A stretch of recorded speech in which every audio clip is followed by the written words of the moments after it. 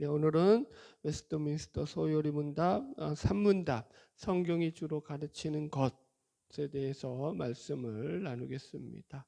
3문답을 시작하기 전에 우리 잠깐 이제 2문답을 조금 지난번에 다뤘던 것을 정리하자면 이제 성경 어차피 이제 2문답, 3문답이 다 성경과 관련된 내용이기 때문에 지금 우리가 이어져서 계속 다루고 있는 것으로 생각해야 돼요. 그러니까 인간의 가장 제일 되는 목적은요, 하나님을 영화롭게 하고 하나님으로 즐거워하는 삶을 살아가는 것인데, 그렇게 하나님을 영화롭게 하고 하나님으로 즐거워하는 삶을 살아갈 수 있도록 우리를 지도하는 유일한 규칙이 있다. 그게 바로 성경이라는 거죠. 그래서 The only rule이라고 말하죠.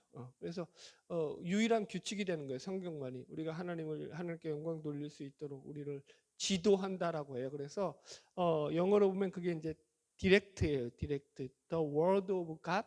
하나님의 말씀은 is the only rule. 유일한 규칙이다. To direct us. 우리를 지도하는 디렉트. 우리를 이끌어가는 디렉트가 인도하는 거야. 안내하는 거. 그러니까 방향을 갖다가 제시하고 그 길로 가게 만드는 유일한 규칙이 된다. 그래서 성경을 공부해야 되는 거죠. 그래서 먼저 성경이 나오는 거예요. 이해하셨죠? 그래서 이 성경이 틀리면, 왜냐하면 다 틀리는 거죠. 예, 그래서 우리가 산문을 들어가기 전에도 이제 성경과 관련된 가장 중요한 내용 중에 하나인 이 성경의 영감설에 대해서 우리가 이제 나누려고 하거든요. 이 부분을 우리가 이제 잘 생각해 봐야 되는데요. 여러분들 그냥 작은 신학교에 들어왔다라고 생각하시면 돼요. 그만큼 이제 저도 공부하면서 뭐 많은 것을 준비하지만 이게 이제 다 정리가 되는 거예요. 전체적으로 우리가 이제 뭘 배우고 이 신학교에서 배우는 것과 거의 비슷해요. 내용도. 그리고 뭘 알아야 되는지를 갖다가 배우는 거죠. 그러니까 성경을 통해서 우리가 뭘 믿어야 되는지를 제대로 배워야 되는 거예요. 예를 들어 가지고 이런 거예요. 우리는 성경이 과연 우리가 이렇게 믿고 따를 만큼 믿을 만한 그런 텍스트 본문이 될 수 있느냐라는 거예요. 성경의 신빙성, 성경의 가치성에 대해서 우리가 정확하게 알아야죠. 성경이 만약에 오류가 있다라고 하면은요, 그거의 유일한 규칙으로 따르는 우리들도 어떻게 되겠어요? 성경 자체가 오류가 있는데 우리가 오류가 있을 수밖에 없잖아요. 그래서 그 텍스트가 오류가 있느냐 없느냐를 우리가 먼저 확인을 잘 해야 되는 거죠. 그래서 성경의 무호성과 그 성경의 가치성을 갖다가 우리가 살피는 거예요. 그것이 바로 이제 오늘 우리가 다룰 성경의 영감설에 대한 부분이에요. 이걸 다루고 이제 산문답에로 들어가려고 해요. 그래서 성경을 우리가 어떻게 보느냐라는 거예요. 성경을 보는 시각에 따라서 여러분들 사실은 오늘날 여러분들은 잘 모르시겠지만은 신학이라고 해요. 그래가지고 뭐 근본주의부터 자유주의, 신정통주의, 무슨 복음주의 뭐 이런 게 쭉 있거든요. 이런 그러니까 뭐 해방 신학도 있고 하여튼 여러 가지 신학이 있는데, 사실은 여러분들이 이 성경의 영감서를 배우고 나면은 이런 것들이 왜 이렇게 나눠지는지에 대해서 기본적으로 여러분들이 이제 이 이해를 가지게 돼요. 어려운 얘기지만 저는 최대한 쉽게 풀려고 노력을 했습니다. 그래서 이게 자유주의, 예를 들어서 자유주의가 뭐냐라고 했을 때 자유주의 신학은 이성과 과학을 근거로 해가지고 인간의 그 이성과 과학을 최우선순위에 놓고 성경을 보다 보니까, 그러면 어떤 일이 되겠어요? 인간의 이성에 납득이 안 되고 이해가 안 가는 거는요, 다 잘라버리는 거죠. 그게 자유주의 신학이 가진 가장 큰 성경을 보는 관점 중에 하나예요. 이제 영감설로 이제 그걸 정리를 할 수 있다라는 거죠. 자, 시작해 볼게요. 성경의 영감설인데요. 우리 성경 말씀, 오늘 본문 말씀을 보면서 먼저 시작해 봅시다. 디모데후서 3장 16절이에요. 왜 성경에 이 영감설이라는 말을 쓰는지, 이 영감이라는 게 이 할아버지 노인을 말하는 영감이 아니에요. 인스피레이션이라고 해가지고 그 다른 말이에요. 자, 디모데후서 3장 16절 같이 읽어볼게요. 시작. 모든 성경은 하나님의 감동으로 된 것으로 교훈과 책망과 바르게 함과 의로 교육하기에 유익하니, 이렇게 나와 있어요. 그래서 여기 말씀해 보면은 모든 성경은 하나님의 감동으로 되었다라고 나와 있죠. 그래서 이제 이 하나님의 감동이라는 말이 데오프뉴스 토스라는 말인데, 이게 이제 데오스와 푸네이라는 말의 합성어예요. 그러니까 데오스 하나님과 이낌을 불다, 바람을 불다라는 그 단어의 합성어인데, 그건 중요하지 않아요. 그러니까 하나님이 이낌을 불어 넣은 것이라는 거예요, 성경이. 그래서 하나님의 성경은 하나님의 이낌이 들어간 책이다. 우리 인간이 하나님이, 그죠? 그거에 생기를 불어 넣어서 생명이 된 것처럼 그거와 비슷한 거죠, 어쨌든. 그러니까 여기 속에는 하나님의 그 입김이 들어가 있다. 그걸 갖다 그래서 영감이라고 말해요. 영감. 그래서 성경의 영감설, 모든 성경은 하나님의 인스피레이션, 영감으로 쓰여졌다라는 거예요. 그래서 영감설에는요 몇 가지가 있어요. 우리 이제 자료를 참조해 보시면요, 첫 번째가 기계적 영감설이 있어요. 없을까요?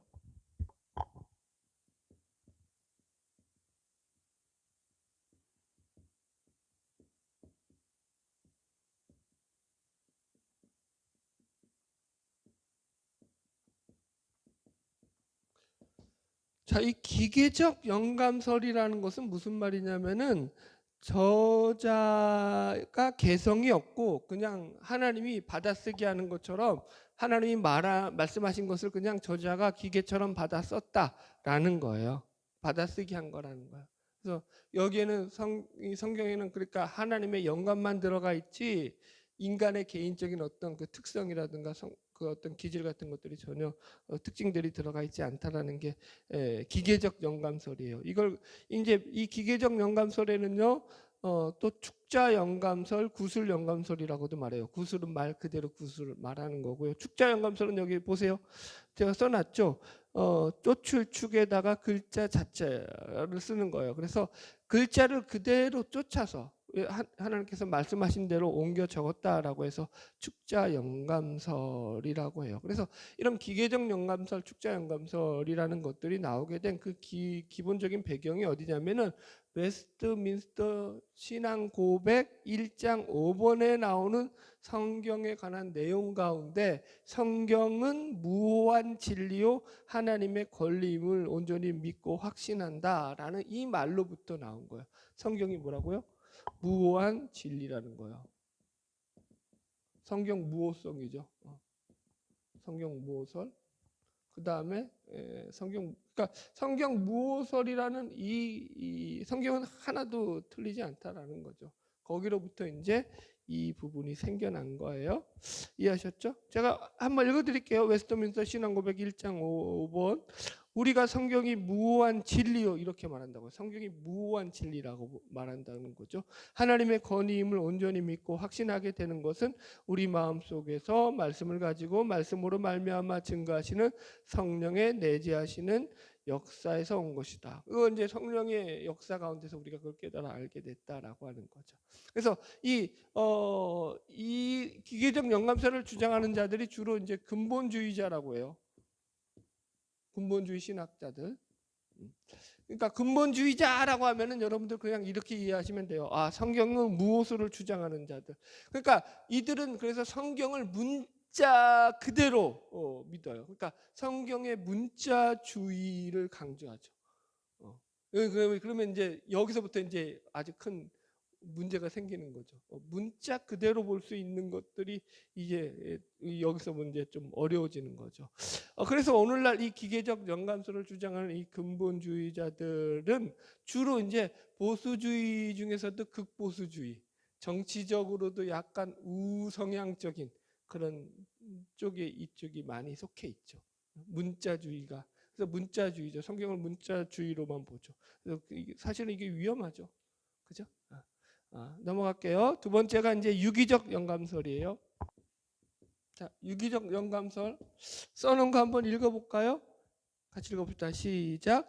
저자의 모든 부분이 영감에 포함되어 있다는 것이다. 그래서 정통 복음주의적 입장이다. 그러니까 하나님께서 저자의 개성과 특성이 있죠. 그래서 이 기계적 영감설은 저자의 특성과 개성은 전혀 그 성경에 들어가 있지 않다라고 말하는 거예요. 그런데 이제 이 유기적 영감설은요, 하나님이 저자의 개성과 그 특성까지도 사용하셔서 성경을 기록하게 하신 것이다라고 하는 거예요. 그래서 유기적이라는 것은 서로 연결되어서 뗄래야 뗄 수 없다라는 거죠. 그럼에도 불구하고 저자의 개성과 어떤 그 체험과 경험, 모든 문체와 사상들까지도 전부 다 그것을 하나님께서 사용하셔서 하나님의 영광 가운데서 성경을 쓰게 하셨다라는 거예요. 그래서 이제 이 현대 복음주의 모든 개혁주의 교회들은 이 유기적 영감설을 지지하고 있죠. 물론 저도 마찬가지고요. 그러니까 성경의 기자가 하나님의 영감을 받아 성경을 기록했다라는 것이요. 이 예를 들어서 기록자의 인성이라든가 어떤 문체라든가 그가 생각하는 어떤 판단이라든가 그런 것들이 성경을 갖다가 자기 나름대로 또 그 글을 쓰기 위해서 하나님께서 주신 영감을 가지고 어떤 자료와 문헌을 참고했을 수도 있고요. 그래서 그 영감을 바탕으로 해서 글을 쓰게 됐다라는 거죠. 자, 제가 이런 얘기 많이 해드렸잖아요. 요새도 마태복음 강의하면서 마태 공동체와 마가 공동체가 가지고 있는 차이점들에 대해서 얘기해드렸죠. 그거와 같은 거예요. 자, 누가복음서를 한번 보세요. 예를 들어 볼게요. 이번에는 누가복음서를 보면은 누가복음서인 저자인 누가는요, 우리가 의사라고 알고 있어요. 그러니까 지식인이죠. 나름 지식인이었고, 그러니까 이성적이고 학술적인 사람이라고 우리가 이 누가에 대해서, 누가복음의 저자인 누가에 대해서 이야기할 수 있죠. 그래서 누가복음을 보면은 보세요. 누가복음의 시작 가운데서 동정녀 마리아로부터 예수님께서 탄생하신 이야기를 꽤 오랫동안 길게 이야기한다고요. 다른 복음서하고는 비교가 안 될 만큼 아주 이제 그 근원부터 찾아 물어가는 거죠. 누가는. 왜요? 자기 이성으로는 처녀의 몸에서 아기가 나온다는 게 말이 돼요? 안 돼요? 말이 안 되는 거예요. 그러니까 자기는 이것이 어떻게 그렇게 됐는지를 자기가 이해될 수 있을 때까지 최대한 고증들과 자료들을 여러 가지를, 그 다음에 그 증언자들이죠. 증언하는 증언자들의 증언들을 수집하고 모아서 자기 논리대로 그것을 납득해서 기록해 놨다고요. 그래서 누가복음에는 그게 여러 장 들어가 있는 거죠. 이해 가시죠? 그거예요, 여러분들. 그래서 이런 걸 갖다가 유기적 영감설이라고 말합니다. 그래서 하나님은 성경 기자의 그 성격과 특성까지도 하나님의 말씀을 증언하는 도구로 사용하셨다라는 거예요. 그리고 나 이제 세 번째로 넘어갈게요. 요거 조금 더 읽어드릴게요. 이건 제가 그냥 읽어만 드릴게요. 그렇다고 해가지고 이 인위적인 점이 50%는 하나님 것이고 50%는 사람의 것이다 라는 그런 의미는 아니다라는 거예요. 더더군다나 사람이 자기 자유의지로만 기록했다는 말은 더더욱 안 돼요. 그렇게 되면 이제 오류가 발생하게 되는 거예요. 성경에서는. 그죠? 인간의 자기 의지로 기록했기 때문에 그런 것보다는, 그러니까 하나님은 성경 기자들을 도구로서 이용하시되, 도구로서 사용하시되 인간적인 요소를 전혀 배제한 것은 아니지만, 그럼에도 불구하고 하나님께서 성령의 강력한 역사를 통해서 오류 없이 하나님의 메시지를 온전히 전할 수 있도록 거기서 역사하셨다라고 보는 게 유기적 영감설이에요. 이해하셨죠? 이제 세 번째가 이제 역동적 영감설이에요.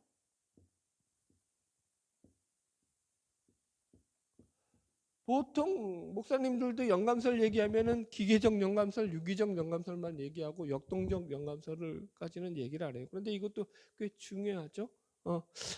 역동적 영감설 같이 읽어볼까요? 역동적 영감설 시작. 저자에게 하나님이 완전한 영감을 주신 것이 아니라 깨달음만 주신 것이다. 이렇게 나와요. 그래서 여기 이제 칼바르트가 이끌었던 신정통주의라든가 자유주의 신학 신학자들의 입장이 여기에 속해 있죠. 그러니까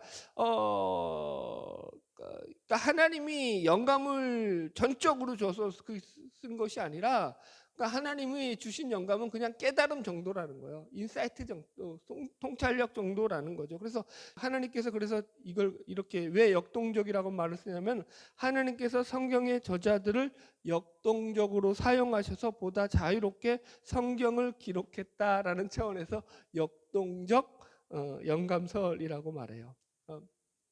예를 들어 볼게요. 이게 이제 자유주의 신학의 이 역동적 영감설에 속했다고 했잖아요. 그러니까 예를 들어서 자유주의 신학의 아버지라고 불리는 슐라예르 마허라는 그런 학자가 있어요. 이 사람은 그러니까 성경을 기록할 때 성령이 이 성경을 기록하는 이 저자에게 직접적으로 개입했다라는 것을 부인해요. 성령의 영감보다는 그 저자가 자신의 생각과 자신의 어떤 그 철학과 사상을 더 많이 가지고 성경을 썼다라고 그렇게 봐요. 그럼 어떻게 되겠어요, 여러분들? 인간의 어떤 그 생각과 사상이 더 어떤 물론 성령이 그 깨달음을 줬지만, 그죠? 인간의 생각이 들어가다 보니까 거기에는 오류가 있을 수가 있어요, 없어요? 오류가 생길 수밖에 없잖아요. 자, 보세요. 그러면 자유주의 신학자들이 성경을 보는 입장은 어떤 입장이에요? 그죠? 성경에 뭐가 생길 수 있어요? 성경이 무오소리? 여기서는 안 되는 거예요. 자유주의 신학자들에게는. 성경은 무한 책이 아닌 거예요. 성경도 얼마든지 오류가 인간의 쓴 책이기 때문에 오류가 있고 문제가 있다라고 보는 거죠. 여러분들. 그래서 성경 무오소를 반대하죠. 제가 또 참고로 몇 개 더 써놨어요. 사상적 영감설, 조명적 영감설, 목적적 영감설. 읽어만 드릴게요. 사상적 영감설은 사상은 하나님의 사상인데 인간의 오류가 들어갈 수 있다.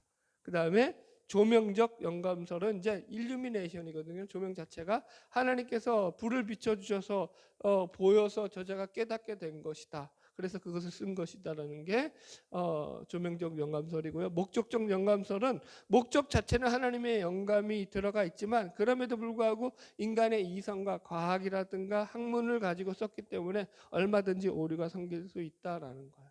자, 그래서 이게 지금 앞에 두 영감설 있죠. 기계적 영감설과 유기적 영감설과 이 세 번째 역동적 영감설은 차이가 있어요.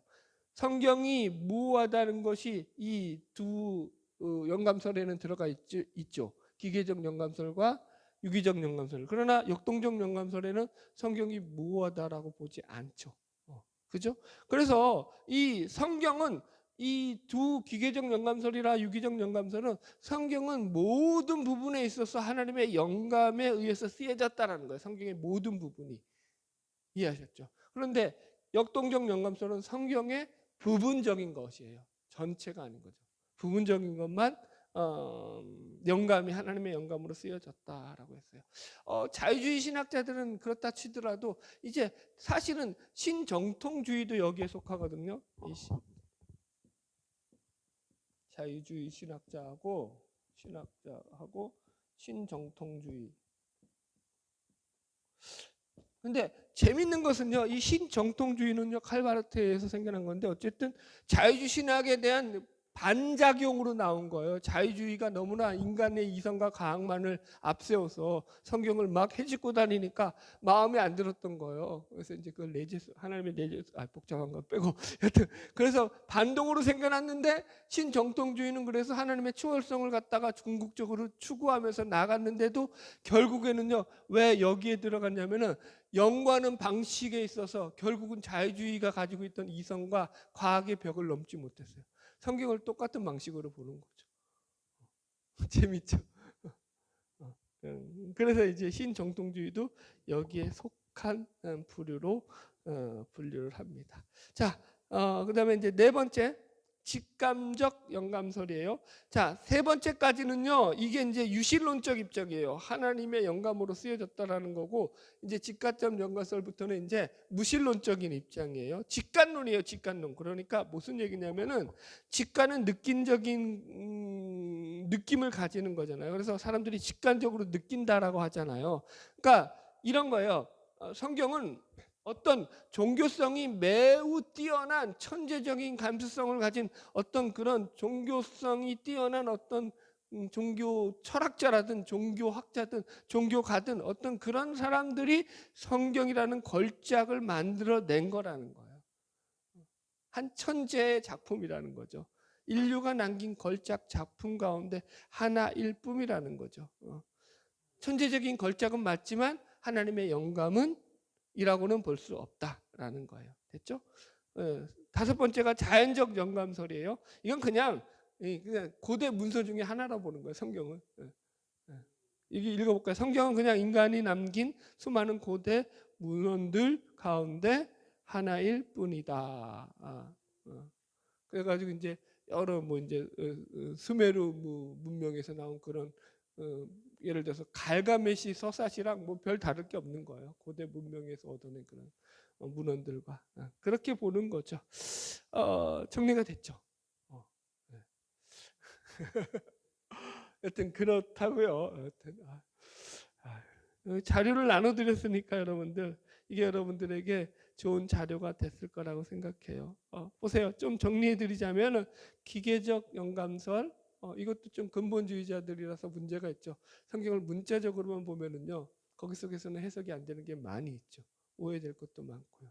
두 번째로 유기적 영감설. 보통 우리는 다 그래서 유기적 영감설을 택하고 있죠. 성경에서 우리 그래서 다양한 하나님께서 저자를 통해서 말씀하시고자 하는 그 의도와 내용과 그 저자가 그렇게 기록했던 그 배경과 사상까지도 우리는 찾아보게 되는 거죠. 그러면서 훨씬 더 깊은 내용을 발견할 수 있게 되는 거죠.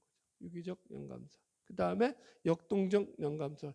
비록 유실론적 입장에서 성경을 보는 관점이지만 그럼에도 불구하고 앞에 두 영감설과 다른 것은 이것이 하나님이 부분적으로 성경에 이 영감을 받아서 성경이 쓰여졌다는 거야. 모든 것이 다 영감을 받은 게 아니라는 거예요. 성경은 하나님의 영감을. 그러니까 여러분들 옛날에 이런 말도 있었잖아요. 자유신학을 했던 목사님이 성경에 나오는 이 기적들은 전부 다 이거 다 비신화된 얘기들입니다. 신화적인 얘기입니다. 성경은 비신화화해야 됩니다. 이거 불투만 하는 말이죠. 그러니까 이거 기적 같은 것들은 다 찢어 없애주세요. 이거는 진짜가 아니에요. 다 신화예요.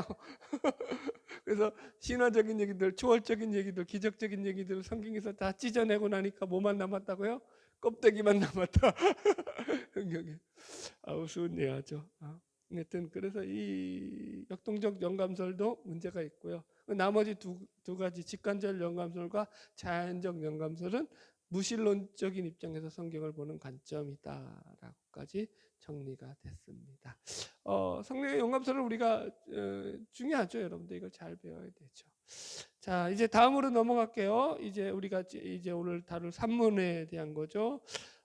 성경이 중요하게 가르치는 내용이 무엇이냐라는 거죠. 자, 우리 제 산문을 같이 한번 읽어볼까요? 우리 자료 제일 앞 페이지 제일 위에 나오죠. 같이 읽겠습니다. 시작. 성경이 주로 가르치는 것은 무엇입니까? 자, 답을 읽어볼까요? 시작. 성경이 주로 가르치는 것은 사람이 하나님에 대해서 무엇을 믿어야만 하고 하나님이 사람에게 요구하신 의무가 무엇인지에 관한 것입니다. 이렇게 나와요. 그래서 한마디로 이 두 가지죠. 첫 번째는 믿음의 내용, 하나님에 대해서 무엇을 믿어야 되느냐. 그러니까 하나님을 믿는 믿음의 내용을 가르친다는 거예요.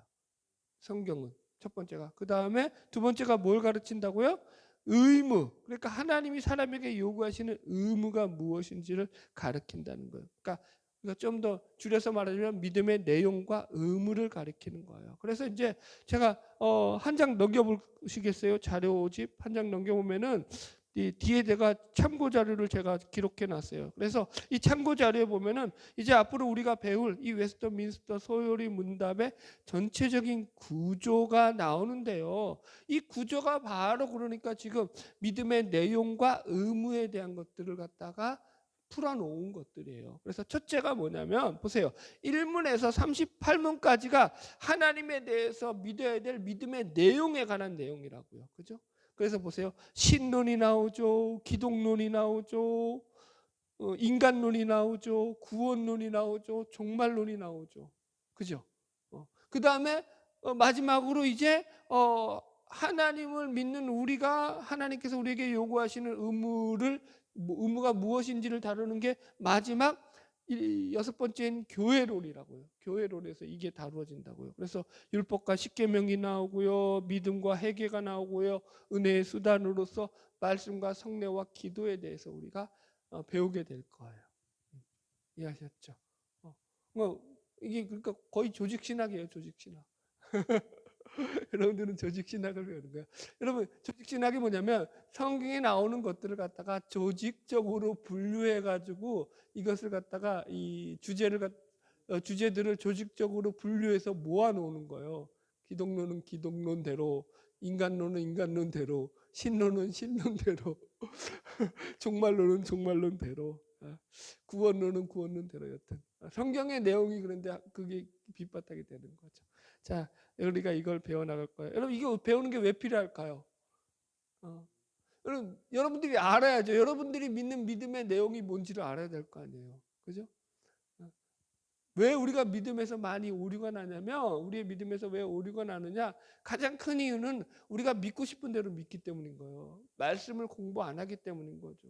그러다 보니까 20년, 30년 믿었는데도 자기가 믿는 믿음이 어떻게 이루어져 있는지에 대해서도 이해를 못 하고 있는 거죠. 그리고 그냥 샤머니즘 식으로 막 그냥 자기가 복 받는 것처럼 믿으면 다 그게 좋은 믿음이냐.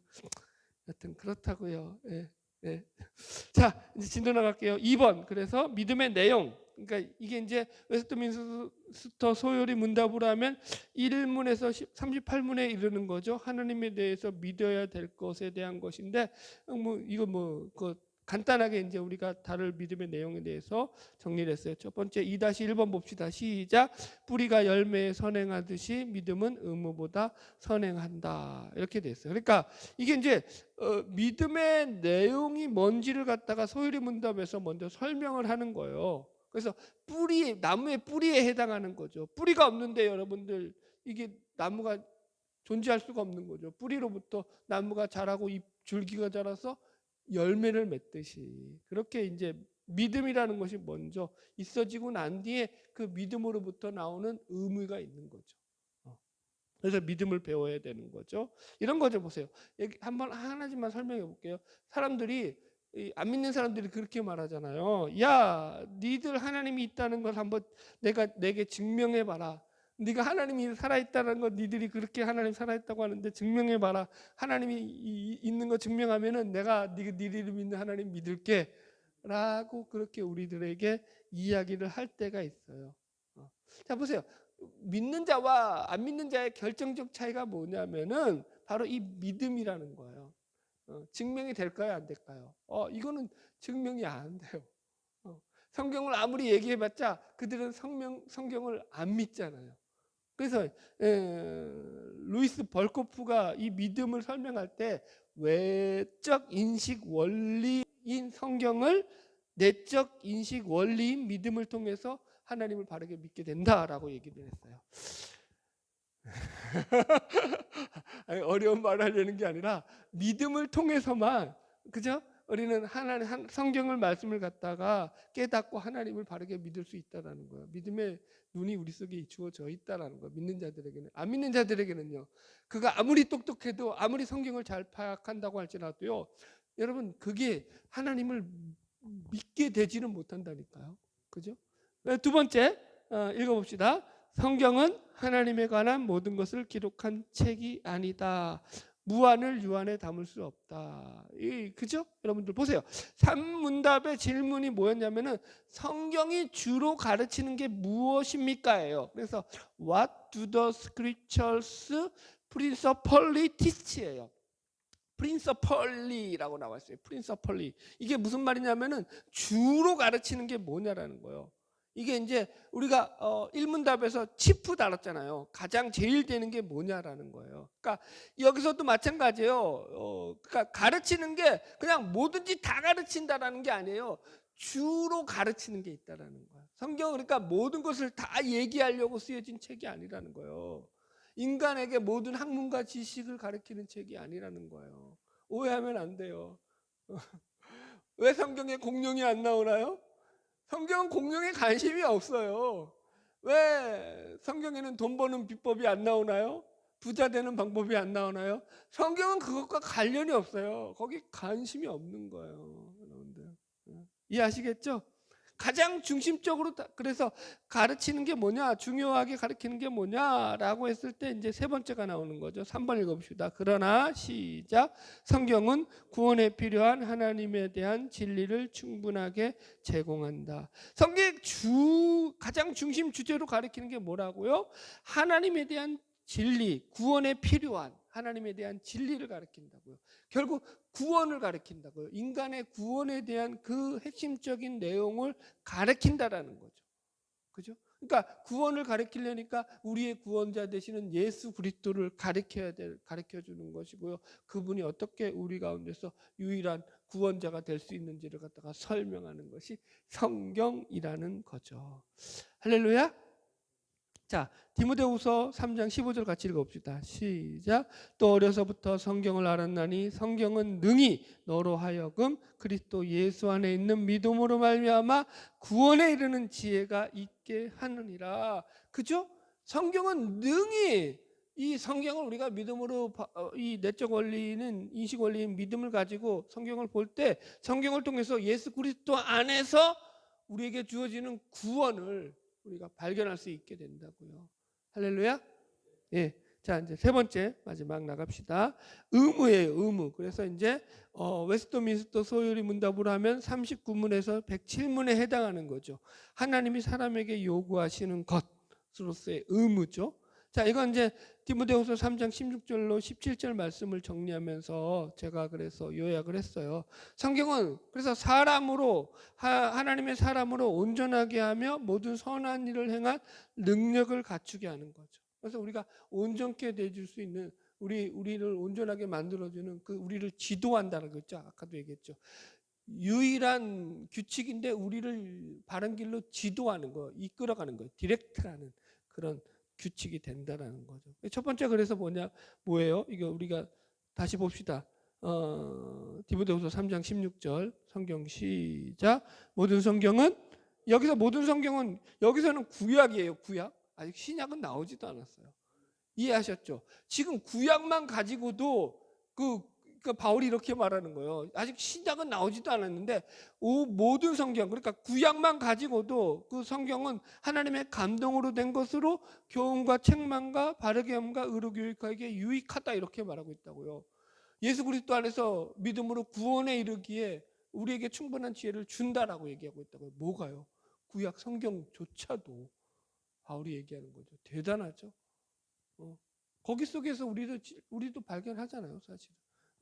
이게 그러니까 깊이가 있는 거죠. 그래서 첫 번째가 뭐냐면 교훈을 주는 거죠. 교훈. 그래서 이제 저는 이제 헬라어 원어들 쭉 써놨고 거기에 대한 풀이를 써놨어요. 원어는 읽지 않을게요. 그래서 이 교훈이라는 것은 쉽게 말해서 가르침이에요. 깨달음을 주는, 가르침을 통칭하는 말이에요. 원어적으로 이런 거예요. 그래서 디모데전서 5장 17절에도 이 똑같은 원어가 나오거든요. 읽어드릴게요. 잘 다스리는 장로들은 배나 존경할 자로 알되 말씀과 가르침에 수고하는 이들에게는 더욱 그리할지라 라고 해서 이 가르침이라는 말로 이 말이 번역되어 있어요. 그러니까 이거 쉽게 말하면 그러니까 우리에게 어떤 정보를 가르쳐 주든지 어떤 지식을 가르쳐 주든지 기술을 가르쳐 주든지 깨달음을 가르쳐 주든지 어떤 우리에게 어떤 그 가르침을 주는 그 가르침을 통틀어서 표현하는 게 바로 이 지금 본문에서 말한 교훈이라는 거예요. 그러니까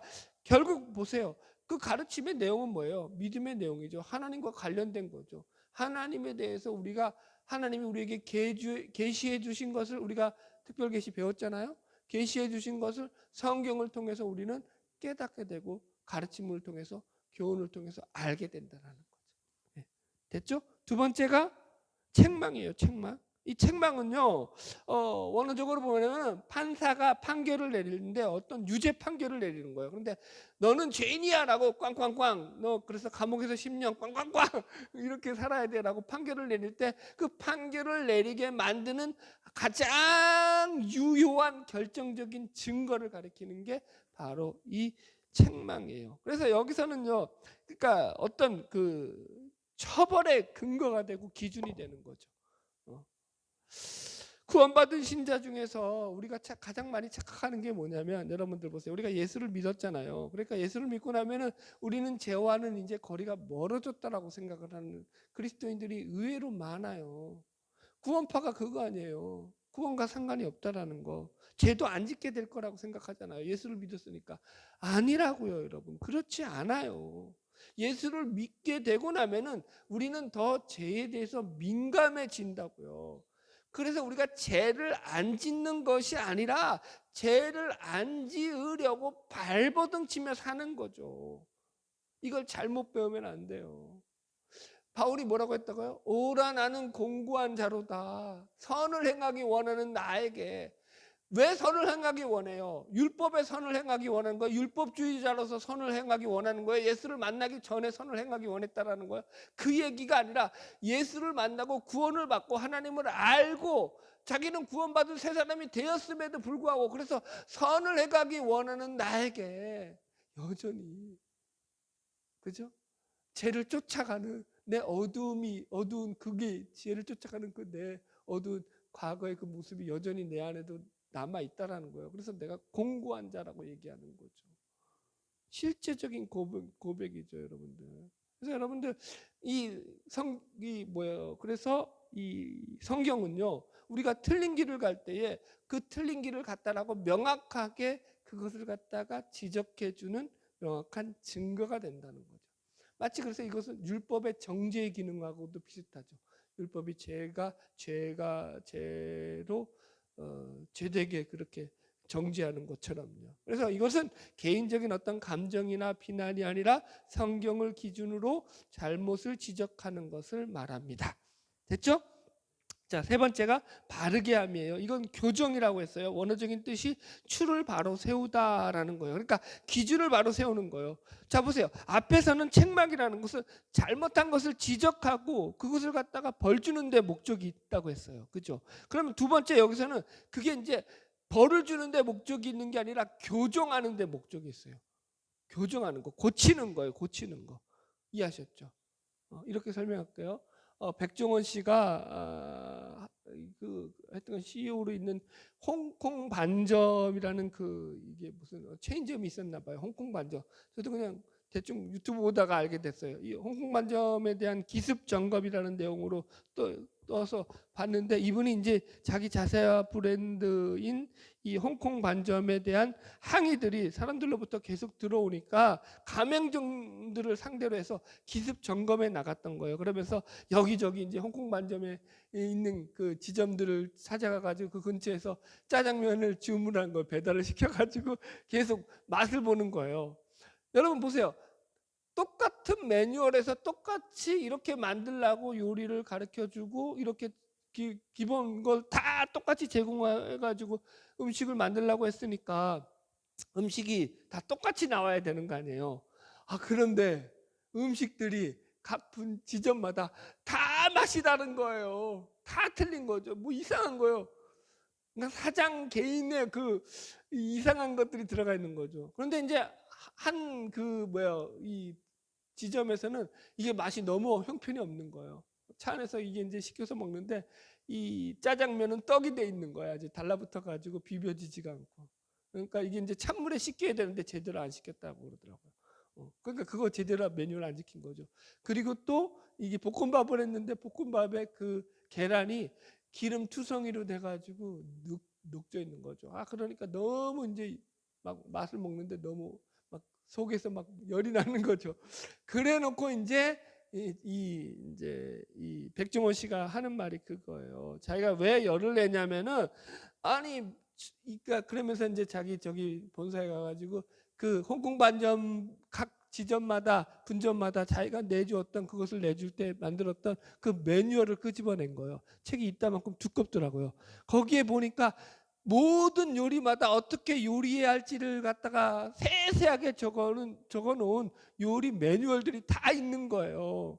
아까 말했듯이 끓이고 난 뒤에 찬물에 담가놓고 씻고 뭐 하는 것들, 면을 뽑는 것부터 하나부터 열까지 매뉴얼이 그렇게 자세하게 다 기록해 놨는데 사장들이 어떻게 한 거예요? 사장들이 그걸 안 보고 안 지키는 거죠. 자기 마음대로 그냥 그 이름만 따가지고 백종원의 홍콩 반점 이런 이름만 따서 장사하면 잘 될 줄 알고, 그러니까 그런 민원들이 폭주했던 거죠. 그러니까 막 화가 났던 거예요. 백종원 씨가. 여러분들 백종원 씨가 그래서 여러분들 그 매뉴얼을 가지고 뭘 하는 거예요? 교육을 하는 거죠.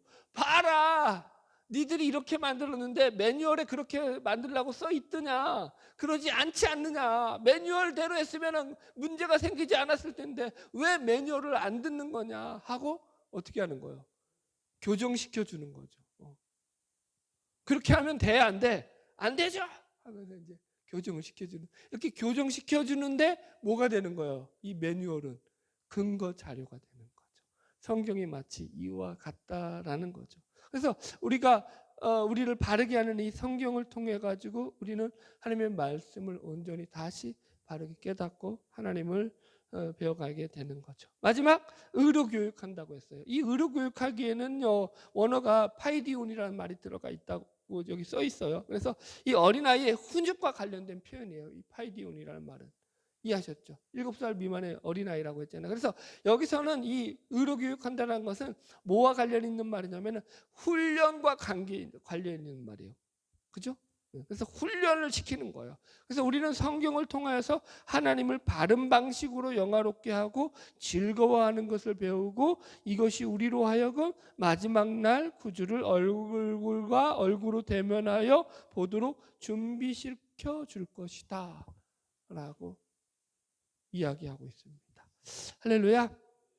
여러분, 그래서 성경을 통해 가지고 우리는 이렇게 교훈과 책망과 바르게 함과 의로 교육함이라는 이런 훈련들을 통해서 하나님 앞에서 우리가 사랑스러운 존재로 새롭게 변화되어 가는 거죠. 그리고 하나님은 이렇게 변화되어 가는 우리의 모습을 보면서 영광을 받으시는 줄로 믿습니다.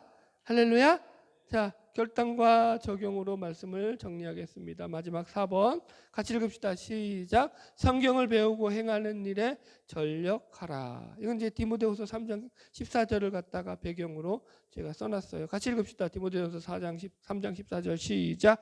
그러나 너는 배우고 확신한 일에 거하라. 너는 내가 누구에게서 배운 것을 알며. 이렇게 나오죠. 그러니까 디모데에게 바울이 이 권면하는 게 뭐냐면은 너는 배우고 확신한 일에 거하라는 거예요. 그러니까 성경을 알고 배워가면서 그 너의 신앙을 굳건하게 다져가라는 거예요. 배우고 확신하는 일에 거하라. 배우고 확신하는 일, 그 성경이죠. 계속 그래서 성경에 대한 얘기를 하는 거 아니에요, 그죠? 그러니까 우리가 왜 말씀을 계속 배우고 알아가야 되느냐? 그 말씀을 배우면서 우리가 확신하는 일에 거하게 될 때라야지만 우리가 뻘짓을 안 해요. 딴 데 안 빠져요. 이단에 안 넘어가요. 여러분들 헛된 유혹에 넘어지지 않아요. 성경을 제대로 배워야죠. 잘못된 길로 빠지지 않기 위해서도 우리가 이 말씀 가운데 배우고 확신하는 것에 거해야 되는 훈련이 필요한 거죠. 할렐루야. 내용이 좀 어땠나요? 어떤 조금 어려운 것도 있었지만 전체적으로 여러분들은 그래도 새로운 것들을 들으셨을 거예요. 이전까지는 배워보지 못했던 것들. 성경은 이렇게 해서 우리에게 큰 은혜를 주는구나라는 걸 우리가 다시 한번 느낄 수 있었죠. 바라기는 저와 여러분의 삶을 통해서 더욱더 하나님의 말씀 가운데 거함으로 말미암아서 믿음으로 아름다운 하나님의 나라를 세워가는 복된 주의 자녀들 되기를 주님의 이름으로 축복합니다. 기도하겠습니다.